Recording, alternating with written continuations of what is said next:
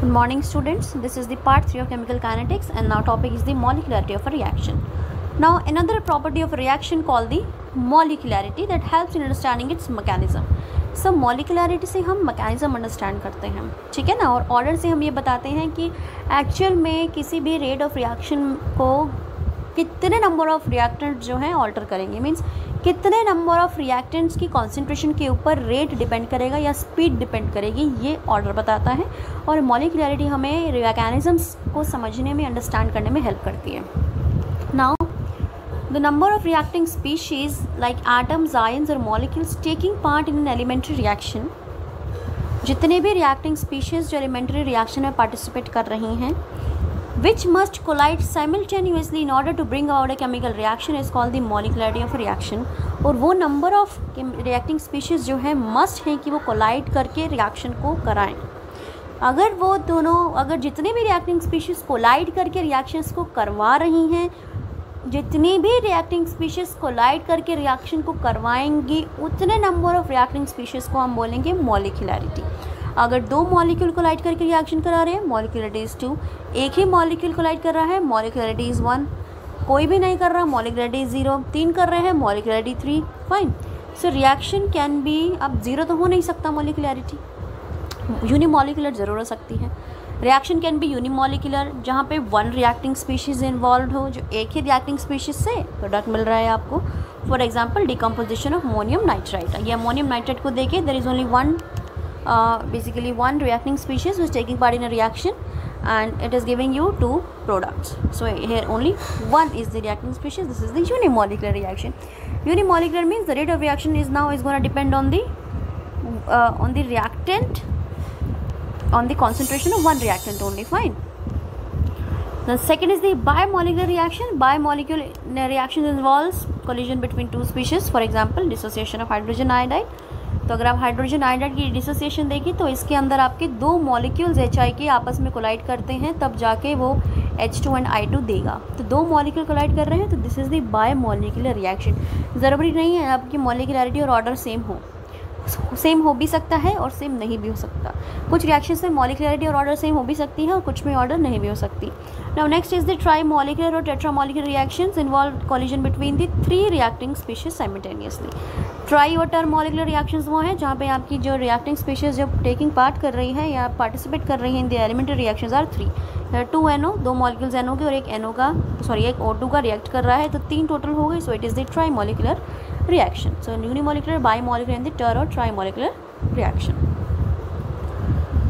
So it is mentioned that probability that आप इस चीज़ की probability कि 3 से ज़्यादा मॉलिक्यूल आपस में कोलाइड करें और हमें प्रोडक्ट दें, इसकी प्रोबेबिलिटी बहुत ही कम है। मीन्स 3 से ज़्यादा की मॉलिक्युलैरिटी वाले रिएक्शंस पॉसिबल होनी थोड़ी सी मुश्किल है, तो 3 से ज़्यादा मॉलिक्युलैरिटी हम नहीं पढ़ते। Fine, they are very rare, hence reactions with the molecularity 3, in fact 3 के साथ भी बहुत रेयर है। Reactions with the molecularity 3 are very rare and slow to proceed. So molecularity 3 से ज़्यादा हम नहीं स्टडी करते। So it is therefore evident that complex reactions involving more than 3 molecules in the stoichiometric equation must take place in more than one step.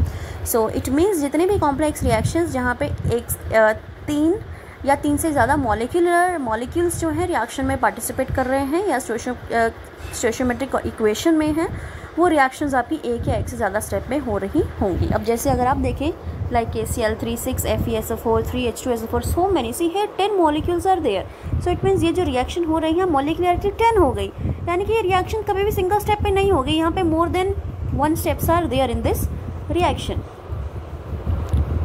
So this reaction which basically apparently seems to be of 10th order.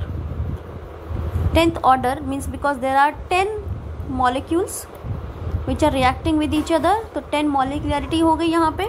तो ये जो मॉलिक्युलैरिटी यहाँ पे आपको 10 नज़र आ रही है या 10 आपको बेसिकली मॉलिक्यूल्स नज़र आ रहे हैं, तो ये आपकी 10 ऑर्डर रिएक्शन हो गई एक तरीके से, is actually a second order reaction. This will show that this reaction takes place in a several steps. It means ये रिएक्शन जो है आपकी बहुत सारे स्टेप्स में हो रही होगी। And which steps control the rate of the overall reaction. अब कौन सा स्टेप बेसिकली ओवरऑल रिएक्शन के रेट को कंट्रोल करेगा। The question can be answered if we go through the mechanism of the reaction. For example, chances to win the relay race competition by team depend upon the slowest person in the team. अगर कोई relay race हो रही हो, relay race में competition में अगर किसी team को जीतना हो तो टीम के जीतने के चांसेस किस पे डिपेंड करते हैं, जो उस टीम का स्लोएस्ट पर्सन होगा उस पर डिपेंड करेगा कि वो जीत सकता है नहीं जीत सकता। Similarly the overall rate of reaction is also controlled by the slowest step in a reaction.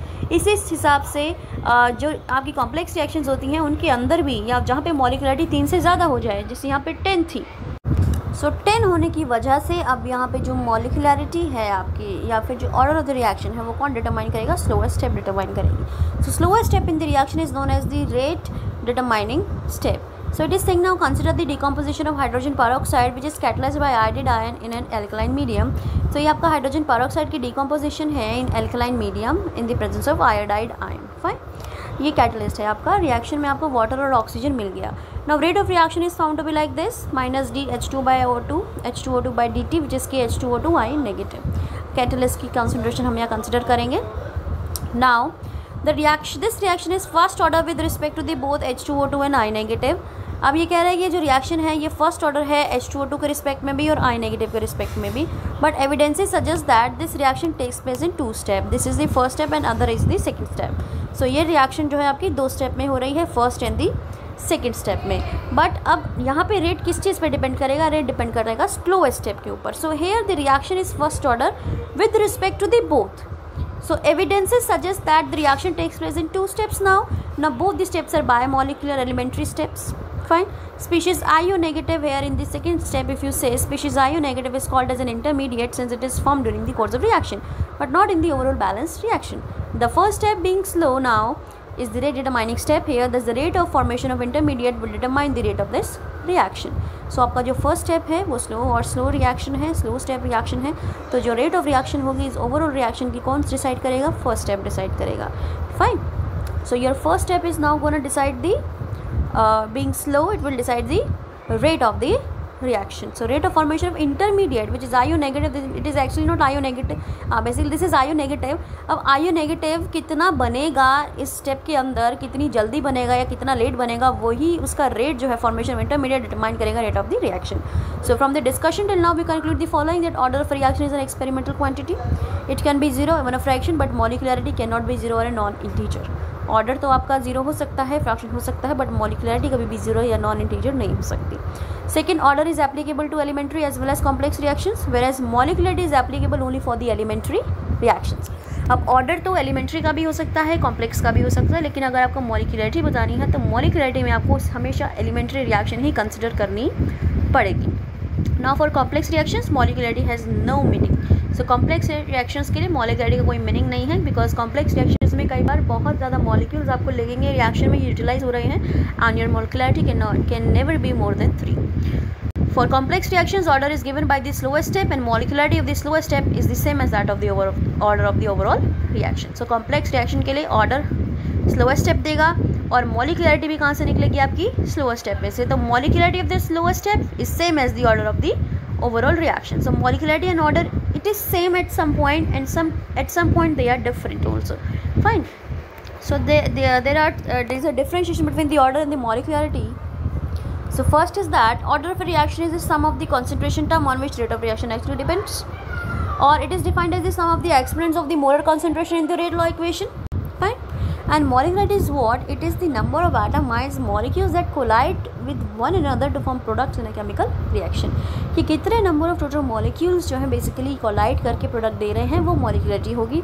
और order क्या है कि जो आपका concentration term है उसकी जो power है, fine, this it is the sum of the concentration terms on which the rate of reaction actually depends, or it is the sum of the exponents of the molar concentration in the rate law equation. कि ये basically order आपको यही बताएगी कि उस rate of reaction या velocity of reaction जो basically जो कोई भी वेलोसिटी ऑफ रिएक्शन है या रेट ऑफ रिएक्शन है वो कितने नंबर ऑफ रिएक्टेंट पे डिपेंड कर रही है, 1 पे, 2 पे, 3 पे, 4 पे, ये उसका सम आपको ऑर्डर देगा। और मॉलिक्युलरिटी ये बताएगी कि वो रिएक्शन के अंदर कितने नंबर ऑफ मॉलिक्यूल्स कोलाइड कर रहे हैं। एक बता रही है कि रेट ऑफ रिएक्शन कितने नंबर ऑफ रिएक्टेंट पे डिपेंड कर रहा है, या कितने नंबर ऑफ रिएक्टेंट की कॉन्सेंट्रेशन पे डिपेंड कर रहा है, और मॉलिक्युलरिटी बता रही है कि कितने नंबर ऑफ मॉलिक्यूल्स वहाँ पे एक्चुअल में कोलाइड कर रहे हैं। ठीक है। अब ऑर्डर तो 0 भी हो सकता है, फ्रैक्शन भी हो सकता है, बट मॉलिक्युलरिटी 0 और फ्रैक्शनल नहीं हो सकती। ना ऑर्डर एक्सपेरिमेंटली डिटरमाइंड है, मॉलिक्युलरिटी थ्योरेटिकल डिटरमाइंड टर्म है। ऑर्डर ऑफ द रिएक्शन जो है applicable to elementary as well as complex, but molecularity is applicable only to the elementary reaction. Negative order is also possible, but negative order भी possible है, लेकिन किसी एक reactant के respect में होगा। ओवरऑल रेट कभी नेगेटिव नहीं होगा और मॉलिक्युलरिटी भी कभी भी नेगेटिव नहीं हो सकती। Now type of reactions depending upon orders, zero order reaction given है and type of reaction depends upon मॉलिक्युलरिटी।